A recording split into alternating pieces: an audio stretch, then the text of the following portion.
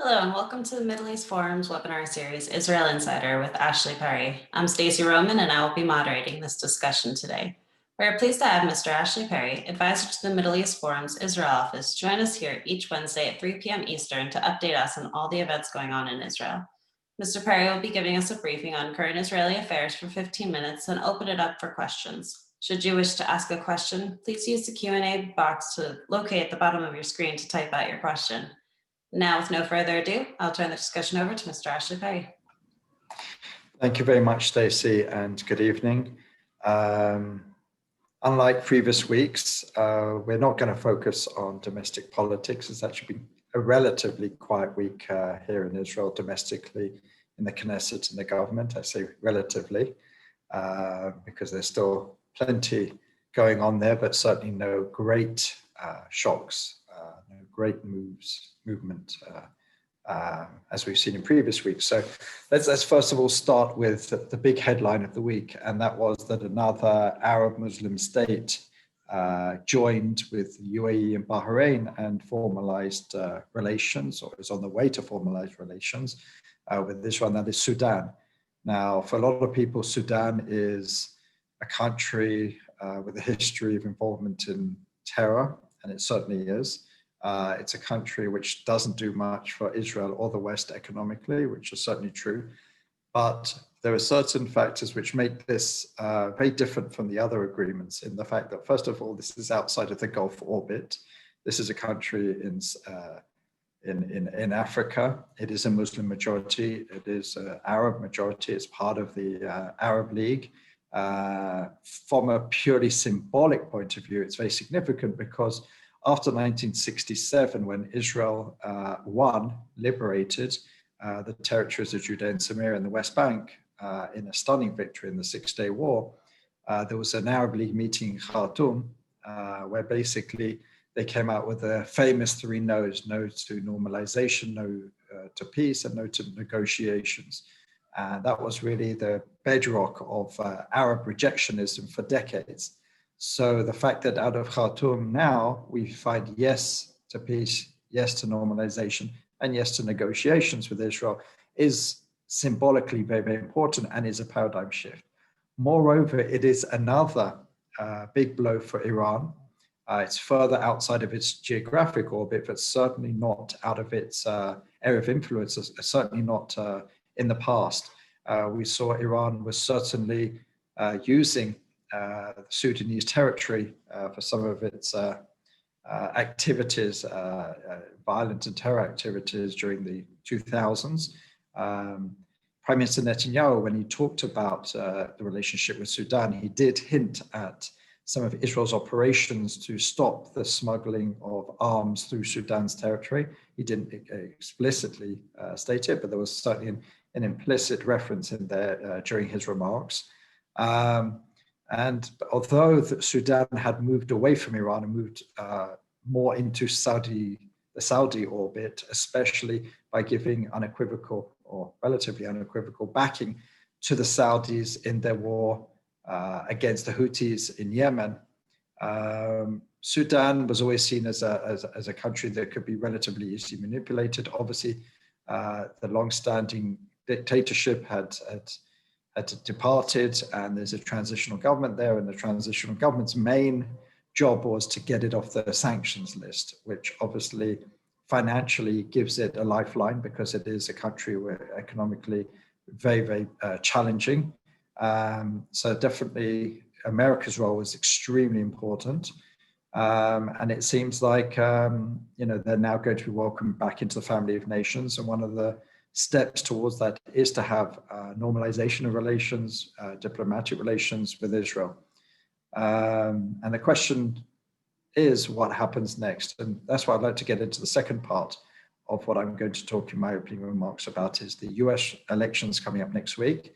What role or how do we see any possible changes between the two candidates towards Israel? Well, I think we've seen, certainly in the last few weeks, President Trump has been very, very much behind these normalization agreements, these peace treaties, and even some of the other actions and movements that have taken place, whether it's Saudi Arabia allowing flights to and from Israel over its airspace, and many other things. Netanyahu traveling to Oman. None of these things happened previously, simply because there is a difference in worldviews. And I think this is probably what separates the Biden camp. And I say that in the wider sense, because obviously Biden was the vice president in the Obama administration that was very much focused on what's called in circles involved with policy towards Israel as linkage. And what's linkage? Linkage is that the Palestinian-Israeli conflict is the root of all problems in the Middle East. Once you solve that issue, then the Middle East becomes a much more safer, peaceful, stable region. Well, that should have been dealt a heavy, heavy blow by the Arab Spring. The fact is that if you ignore the rest of the Arab world, if you ignore the region, at the cost of all this focus on Ramallah and Jerusalem, you basically ignore all the major problems. The Syrian civil war, the Lebanese civil war, what's going on in Yemen, and all the other major and minor conflicts going on in the Middle East have absolutely zero connection to the Israel-Palestinian problem, and in fact overloads the Israel-Palestinian issue. If you basically say that it is the root of all evil, of all problems, and you overload it and you overfocus, you give the Palestinian rejectionist camp a very, very heavy hand. And that's why President Obama was not able to move the peace process forward 1 inch, even though he extracted many, many concessions out of Israel, like the freeze of the settlements, like a recognition by Prime Minister Netanyahu of a two-state solution, like an agreement to negotiate with all issues on the table, even to agree to negotiations beginning on the pre-67 lines, the hallowed green line. And because of that bottleneck that was basically created, the failed policy making basically ensured that 8 years of the Obama administration was pretty much completely wasted. President Trump hasn't obviously been able to move the Israeli-Palestinian conflict forward too much, but what he has able to do is end, I would say, in a large way, the Israel-Arab conflict, which predated the Israel-Palestinian conflict, arguably.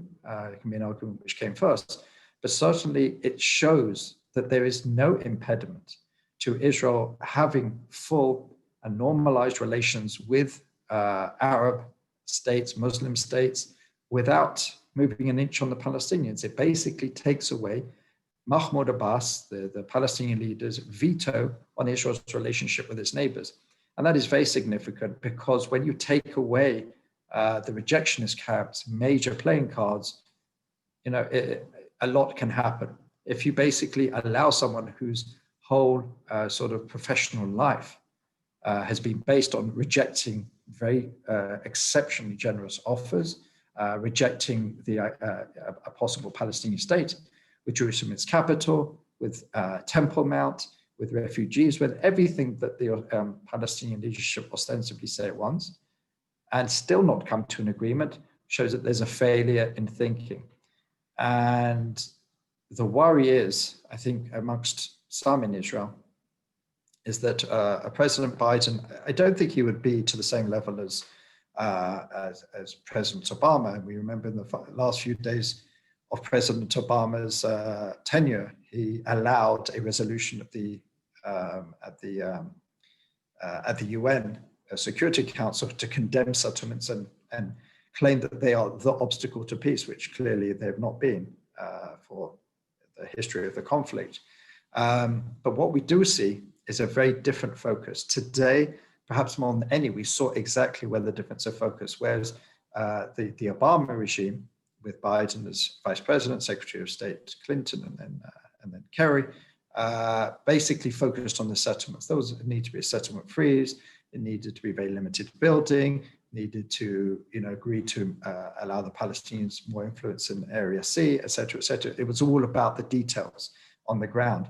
Well, today we saw Ambassador David Friedman, the US ambassador, signing an agreement with Prime Minister Netanyahu in Ariel University, which is in the West Bank in Judea and Samaria, basically changing. There are three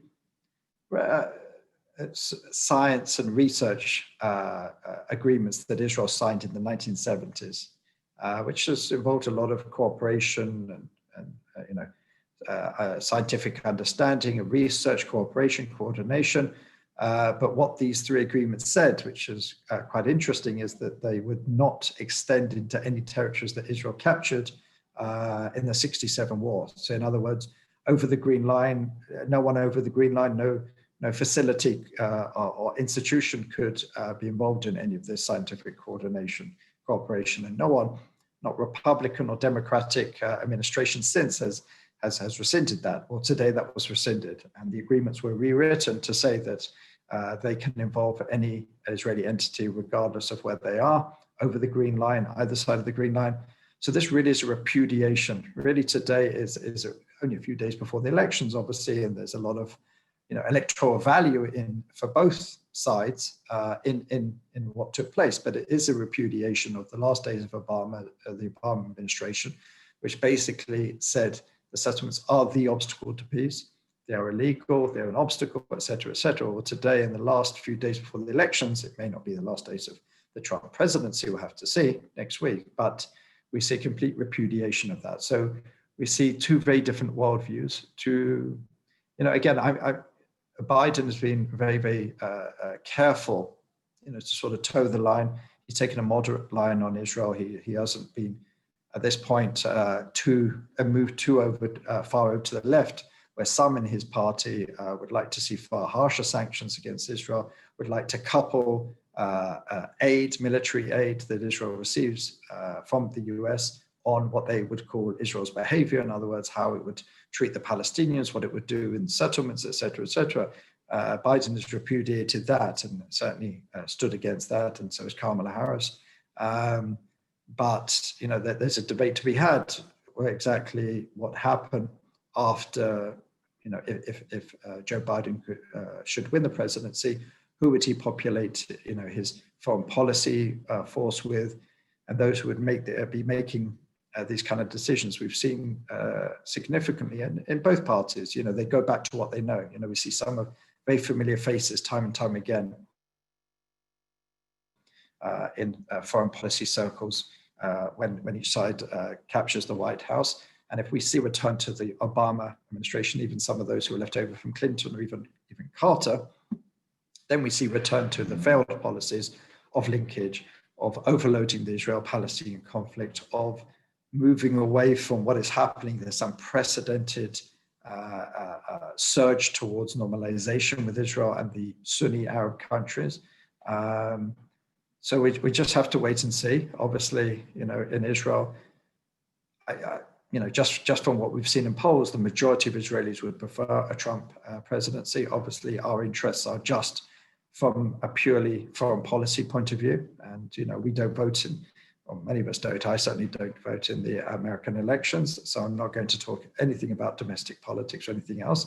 I'm just talking about how Israel sees it and, comparing the Trump administration and the Obama administration, where Joe Biden was a significant player to a certain degree, of course. And as I said, I think a Joe Biden presidency would not be towards the excesses, let's say, of an Obama administration, but would certainly be a move away from some of the unprecedented things we've seen the last few years from the Trump administration. So I think with that, I'm happy to open it up for any questions. Thank you so much. That was a fantastic point about the Israel-Palestinian conflict versus Israel-Arab. So the first question we have is, what is more important for Israel, signing the agreements or the normalization process as a whole? Signing the agreements with the Palestinians? Signing agreements in general, the more signing it with different countries versus just the process as a whole. Well, like anything, no peace or normalization or good relations is on black and white paper. It's really about there's two levels to this. There is the government level. Let's look at two examples we have, which are previous peace agreements with Egypt and Jordan. We have peace with both. We have relatively good coordination at the highest levels. But do we have a warm peace?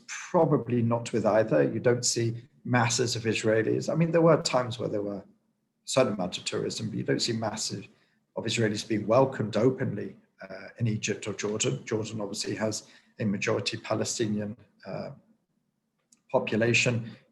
Egypt is not one that, the population is warm towards Israel, and the people, certainly there's still a level of dislike and mistrust.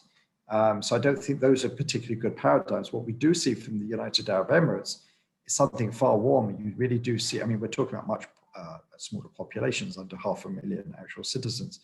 But, when we signed these agreements, it was in the front page of the newspapers, that was welcome. I can't remember a day since talk of the normalization where an Israeli delegation didn't go across to Abu Dhabi, Dubai, and basically, be welcomed there, sign agreements, culture, sport, science, security, diplomacy. I mean, there's a whole gamut. And it seems Bahrain, we talked about it last week, it's not on the same level, but it's certainly far away from what we see with Egypt and Jordan. So I think, I don't envision this is going to happen with Sudan, because there's a lot less that Sudan can offer, and I don't see many Israelis going there on holiday, vacation. So it's probably a very different type of agreement. But I think, it remains to be seen exactly what level it will be with some of these countries. But so far, we've been very, enamored in Israel with what's going on in the Gulf towards Israel, the welcome, the open, the openness. We have Bahraini officials, Emiratis writing in Israeli newspapers, appearing on Israeli TV, coming to visit Israel, and vice versa. So I think these are going to be very warm ties that go far, far beyond, what was signed on the dotted line between the two leaderships. Thank you. So going along with the Sudan's normalization, can you comment, there seems to be a significant opposition within Sudan to the normalization. Do you think this will have any serious impacts? Again, going, sort of referring back to the previous question, it could well have an impact, not necessarily on what Sudan would agree to, because it's in Sudan's interest, mostly because of the Americans were pushing it, but whether it's going to be a warm relationship at the people's level, it's doubtful. Sudan certainly does have a very large population that will reject this. I mean, we've already seen it. Don't forget, at the moment, it's a transitional government, and they have to be extremely careful. They've seen a leader, a dictator, after decades in power, get booted out. So they certainly have to toe a very careful line with this, and I think they have so far.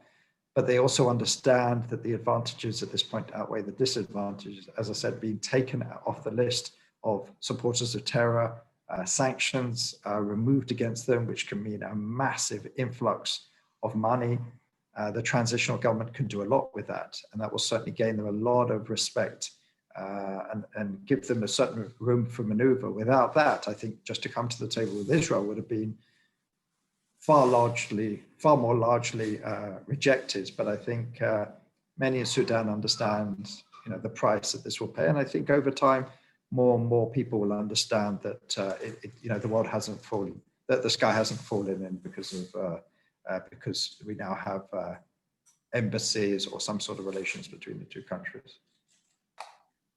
Follow-up question on that. Where do you think the embassies, or where are the embassies going to be located? Are located?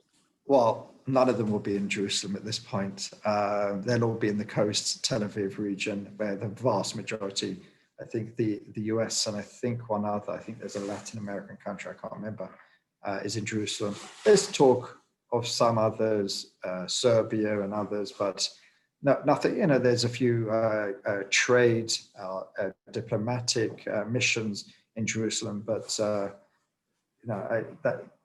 there was a bit of momentum when the US moved their administration to Jerusalem. And I think one or two others moved around the same time, and all but one other, I think it's maybe Guatemala, I can't remember what it is, has basically moved their embassy back to Tel Aviv. So none of these countries will go that far at this point, certainly beyond any other country, and move their embassies to Jerusalem. So when and if they open their embassies, I'm sure it will be in the Tel Aviv region. All right, thank you. Do you foresee a warmer peace agreement or peace with Egypt and Jordan as a result of the recent Abraham agreements? No, I don't think it's necessarily having a great impact because, as I said, it's these are two. I mean, each one's distinct. To talk about them as a group would be difficult. Jordan has a majority Palestinian population, so on the ground, peace with Israel, or what they call normalization with Israel, is not popular, and there's in fact even official anti-normalization groups within Jordan, and the parliament itself is vociferously anti-Israel and keep on passing or trying to pass laws to lower relations between Jordan and Israel. But at the end of the day, it's the king that makes the decisions, and the king understands the role Israel plays in security. It's not the most stable country, bordering Iraq on one side, Syria on another. It's a very difficult country to govern. He's not his father, who had far greater stability and had far greater relationships with the prominent Bedouin tribes, which buttressed his regime in opposition to the majority Palestinian population. But he does know very well what Israel does and what Israel can provide, especially in these days. So that's why it's not under threat, but it certainly is very, very far away from being the war and peace. So I don't think that's going to be affected. And from everything that I've seen in Egypt, it's not going to have a particularly positive effect. Again, you see the leadership with President Sisi, who has very good relations, formal relations with Israel, but it's not going to suddenly turn overnight into these warm relations between peoples that we see in other parts of the world. And do you think there's a chance of normalization with Saudi Arabia coming up? Well, this is the big one. The Mossad director said the other day that he believes that if President Trump gets re-elected, it could be a matter of days. Far be it for me to say, but I think that's very astute. I think obviously he has far better information than I do. So, but I think it's clear that Saudi Arabia, and I actually did say this a while back, I think Saudi Arabia is taking a wait and see position on this. If President Trump gets re-elected, I think there'll be fewer barriers to an open peace with Israel. They've already gone quite far down the road, giving the green light to its smaller neighbors to sign agreements with Israel, allowing planes coming to and from Israel to pass over its territory. I mean, these may seem like relatively minor details, but these are quite significant for a country that, was at war to a certain extent with Israel, and certainly was one of the larger parts of the rejectionist camp, up until it led the way with the Arab Peace Initiative. But that was still, it was quite a big step for Saudi Arabia in the Arab world, but for Israel, it was still seen as quite a few steps away from what it would like to see. But I do believe that it could be a matter of days or weeks if President Trump gets re-elected. If there is a President Biden, I think they'll wait and see. They'll wait and see what's the direction of that presidency. If it's going to return, as I said, to this concept of linkage. If it's going to reach out to Iran, that's very important. President Obama and his administration really infuriated the Saudis. As much as we like to talk about the Iran agreement, the nuclear agreement, how it upset Israel, and Israel, Prime Minister Netanyahu specifically worked against it. Well, the Saudis were working just as hard. For them, they are the number one target of Iran. They are pretty much, on the battlefield with Iranian proxies day in, day out. So I think they'd want to wait and see exactly what the Biden presidency would present, what its objectives, what its strategy would be. But I think it's ready. I think we're not a million miles away from seeing that, and that would be the paradigm changer, because whereas, with all credit to the UAE and Bahrain and even Sudan, none of them have the weight of Saudi Arabia in the region, in the Sunni world, in the Muslim world. And Saudi Arabia will certainly be the biggest fish in this particular play. So on a lighter note, one of our viewers has heard that the Israeli tourism companies are revving up to send tourist groups to the UAE and Bahrain in 2021. Is this something that the government of Israel is encouraging and monitoring? And do you expect the Emiratis and Bahrainis will visit Israel as tourists when COVID has ended? I don't think you even need the government interference in this. I think they understand there's a massive market. I think it's 3.5 hours. I may find out myself in a few weeks. I may be going across there myself. I know so many people have already been there who are planning trips. So I don't think they need, the government really to support that, because people are very curious. They've seen it. They've seen the warmth. They've seen the welcome. Dubai, my understanding is that now every hotel in Dubai has to have or is having a kosher option. So the fact that they are doing that shows that they understand that there will be significant Israeli trade. And I believe at the beginning of December, there'll be at least 2 or 3 airlines that will have direct flights. At the moment, you have to travel through a third country, either Ethiopia, some people do it that way, or other ways. But as of December 1st, I believe there'll be at least certain airlines that will fly straight there. So 3.5 hours, from my understanding, beautiful beach resort, very competitive price-wise. Israel is already all over it. I don't think you need the government to interfere. It seems like going the other way, don't forget there are in UAE, there's not that many people. There's only around, I think 450,000 actual citizens. So it's not going to be a massive trade. I'm sure many religious Muslims from the UAE and Bahrain would like to come to Jerusalem. So far, there was a UAE delegation that came to Jerusalem and went to visit the Temple Mount, and were basically pushed off by some Palestinians who recognized them as Emirati officials. But I don't think that will put off many others. But I think it will be more Israelis going over there than the other way necessarily at this point, but who knows what will be in the future. Thank you.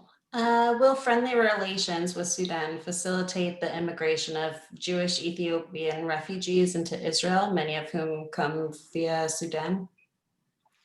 Well, today that was true during the 90s when a lot of the Ethiopian Jews traveled through Sudan, and there was an airlift, et cetera, et cetera. Today, they basically remain in Addis Ababa. Many of them have come from all over the country. The few thousand that are left, I believe there's 4,000 in total. So Sudan don't play a great role in that. Where they do play a great role, and this is what some Israelis have been talking about this week, is there are a lot of Sudanese, depending how you look at it, infiltrators, refugees, who came to Israel through Egypt and other ways. And Israel could not return any of these people, those who are not bona fide refugees, obviously, because we didn't have formal relations. So Prime Minister Netanyahu, knowing that's something that affects part of his electorate, especially on the right wing, did mention that during his discussions, and that is something that's been talked about. But really, having formal relations certainly doesn't change the status of individuals, Sudanese in Israel. And probably there's just as large groups of Eritreans and others, which Israel does have formal relations, and they haven't been able to sort out their status. So I think maybe Prime Minister Netanyahu was overstating the significance of the agreement for the Sudanese in Israel on that, but it's certainly something to look out for. Maybe that was part of the negotiations. Maybe there is something happening, but again, it's obviously up to the individual whether they want to return. And the situation in Sudan is certainly no better, or not significantly better, that some of these Sudanese refugees or infiltrators, whatever you want to call economic migrants who ran away, will suddenly see the situation as preferable there just because we've signed a normalization agreement. All right, so one last tough question here. Could we see a peace agreement between Israel and Iran one day? And yeah, we'll just leave it at that. One day, no. Listen, when you leave it as open as one day, yes. Can we see it coming soon? As President Trump has mentioned it, that he sees it could come. Even if he's re-elected, I don't see it happening during his tenure. But stranger things have happened in the world. That is certainly the truth. Maybe one day. All right. Well, unfortunately, we've come to the close of our webinar. Ashley, thank you again for taking time to update us this week. For our viewers, please join us Friday at 1 p.m. Eastern for a webinar with Shoshana Bryan, Demystifying Israel's Qualitative Military Edge. Thank you all again for joining us, and I hope you have a great day.